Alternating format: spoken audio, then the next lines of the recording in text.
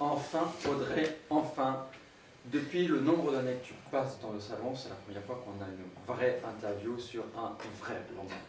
Audrey Pléné. Ceux qui ne connaissent pas Audrey Pléné, ça fait donc 5 ans, allez, 10, une petite dizaine d'années que tu écris, que tu es publié, enfin publié, auto-édité, puis répondant à des appels à texte, en donnant des anthologies imaginaires, critiques. Et là, depuis dans 2 semaines, il va y avoir ton premier roman, ta première novella qui va sortir dans une maison d'édition.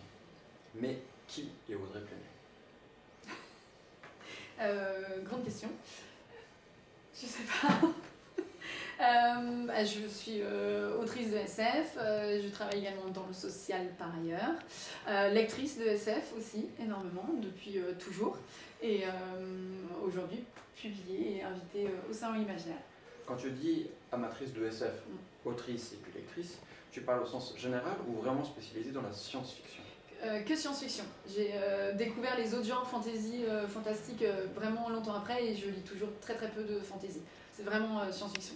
Pourquoi la science-fiction? Est-ce qu'il y a un truc particulier qui te plaît par rapport aux autres? On avait toujours chez moi des livres de SF parce que mes parents en lisaient et c'était vraiment le côté anticipation sociétale, beaucoup plus que développement des technologies. C'était vraiment repenser la façon de vivre ensemble et les civilisations, les sociétés. Comme je disais, donc tu as écrit des nouvelles pendant quelques années, tu as même fait des recueils de tes propres nouvelles avant d'avoir tes nouvelles chez d'autres éditeurs. Et là, tu as un éditeur qui sort une novella, donc une novella, tu vas pouvoir expliquer ce que c'est, avec un magnifique bandeau, c'est Le Bélial, qui te fait confiance dans sa collection Une heure lumière. Qu'est-ce qu'une novella? Quelle est cette collection? Alors, une novella, en fait, ça signifie court romance entre la nouvelle et le roman plus classique. Bon, c'est un terme qui vient du monde anglo-saxon, mais on en a eu en France, hein, dans le classique. Le Horla de Maupassant peut être considéré comme une novella, en fait. Mais voilà, le terme novella vient plutôt des États-Unis. Et la collection Une heure lumière, c'est une collection au sein de la maison d'édition du Bélial pour mettre en avant ces textes qui sinon sont un peu particuliers parce que ça fait entre 120 et 140 pages en fait au final. Donc tout est dans le titre, Une heure lumière, ça est censé pouvoir être lu de façon assez courte. Et la particularité, c'est qu'on est sur plus gros que de la nouvelle, donc il y a plus de rebondissements, plus de personnages, on peut aller plus loin, mais ça reste des textes hyper incisifs en fait, dans la forme et dans le fond. C'est le 45e hors novella, c'est le titre 45e hors les hors-séries, bien évidemment. Et puis Le Bélial est une maison d'édition qui est quand même spécialisée dans les romans anglo-saxons traduits. Ils ont une collection de traducteurs, tous excellents, plus excellents les uns que les autres. Et toi, Audrey, autrice française, autrice de SF, il y a quand même 2 particularités. Une autrice, il n'y en a pas beaucoup, une autrice française, il n'y en a pas beaucoup de science-fiction. Pourquoi toi, chez Le Bélial? Alors déjà, la collection Une heure lumière avait commencé avec Thomas Day, hein, donc un auteur français. Un auteur. Voilà, qui avait lancé la collection. Et il y en avait eu d'autres.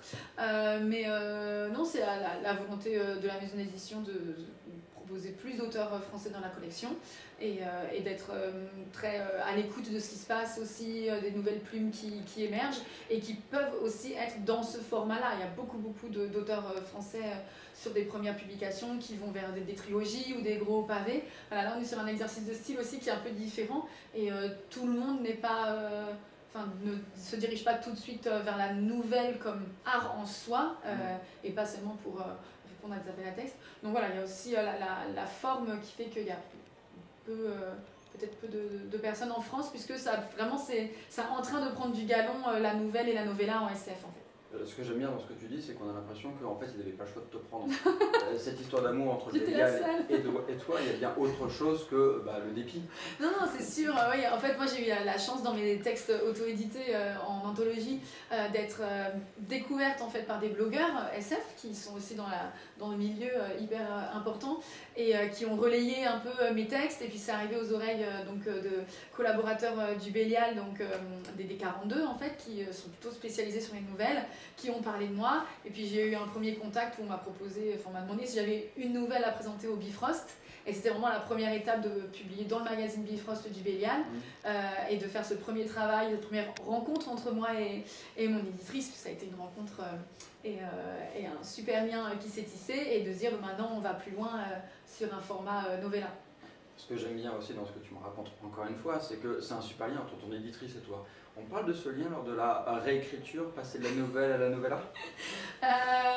Oui, en fait, ouais, c'est un beau lien, mais qui est aussi l'amour vache, qui aime bien châtie bien, parce que c'est vrai que j'ai eu la chance d'avoir beaucoup de retours et de travail sur les textes, dans le sens où j'étais vraiment poussée à faire toujours mieux. Enfin, il n'y a rien qui a été laissé au hasard. On était sur chaque phrase devait être la quintessence en fait de la forme et du fond et voilà, j'ai été vraiment poussée à aller au bout du bout de ce que je pouvais donner sur mes textes, sur la plume.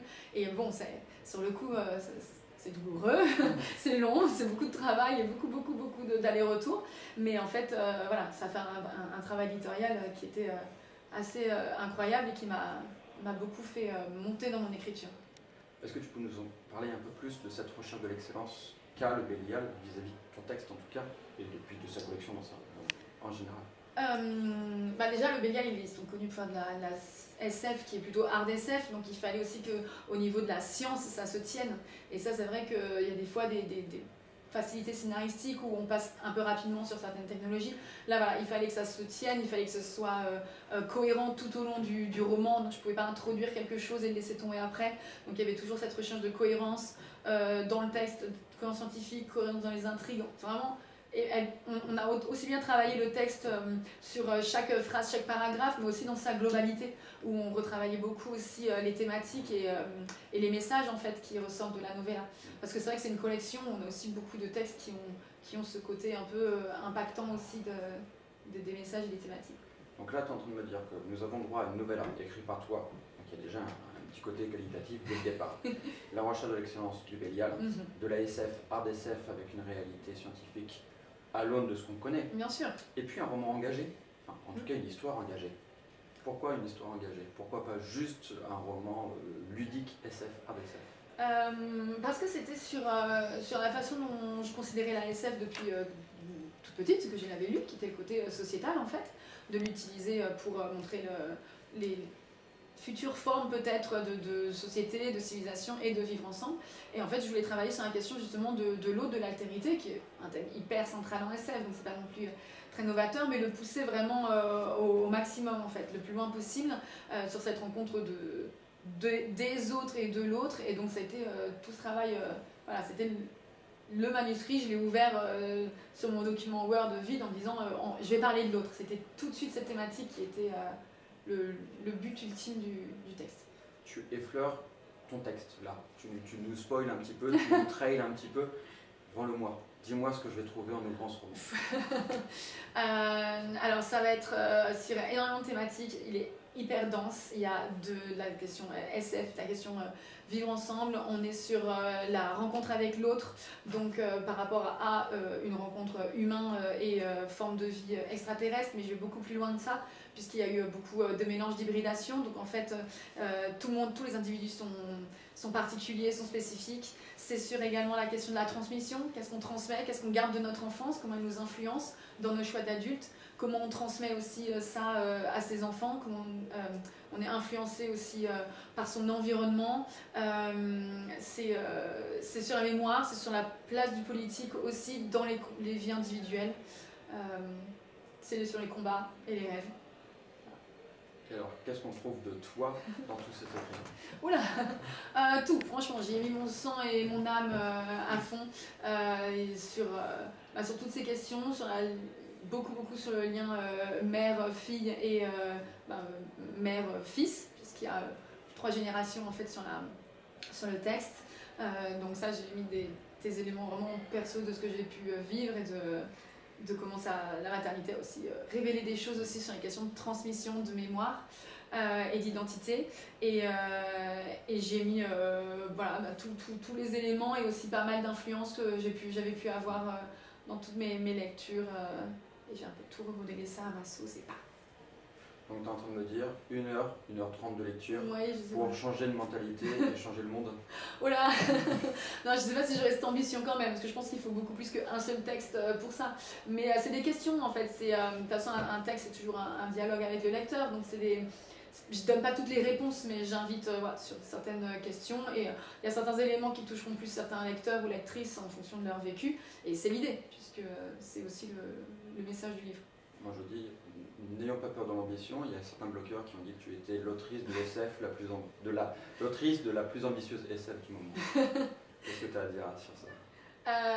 Oui, je sais pas, effectivement j'ai entendu, il y a des gens qui disaient que j'avais pas peur de mes idées en SF, mais je pense que c'est peut-être mes idées qui avaient pas peur de moi, enfin, je sais pas, à un moment elles étaient là de toute façon, je voyais pas ne pas les faire, donc j'ai juste lancé voilà, tout ce qui bouillonnait en moi, je l'ai lancé dans le livre.